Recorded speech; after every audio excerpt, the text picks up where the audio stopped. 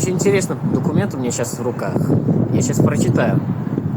This passport is property of Turkmenistan. The holder is a passport is under the protection of Turkmenistan. It's not true. Знаете, это полный пиздеж. А знаете, что я хочу сейчас сделать с этим паспортом? Я, Давид Умаров, смотрите, этот паспорт, это документ, который должен был защищать меня и тебя. Но на самом деле он символ государства, который уничтожает жизни.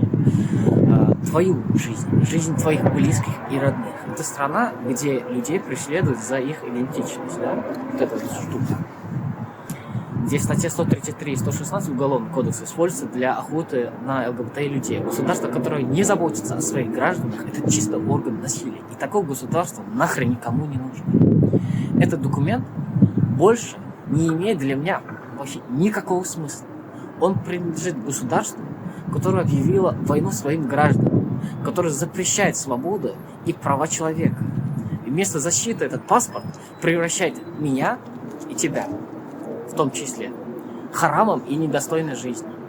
Туркменистан отказывается признавать мои права. Поэтому я отказываюсь от него.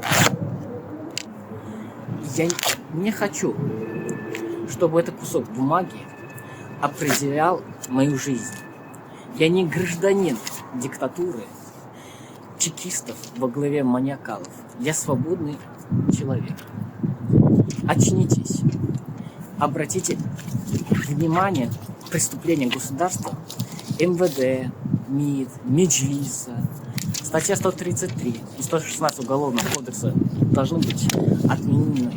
Люди не должны бояться быть собой. Я не призываю вас, будьте молчать, тогда эти лакеи тирании будут нас продолжать убивать, уничтожать нашу жизнь и будущее. Будьте думать только о бегстве и как бы выжить. Ни преследование, ни унижение должны определять судьбу человека. За тех, кто сейчас гниет в тюрьмах. За тех, кто был убит насильственной смертью. За тех, кто умер от голода и холода, получил задержание. За тех, кого сейчас шантажируют и преследуют.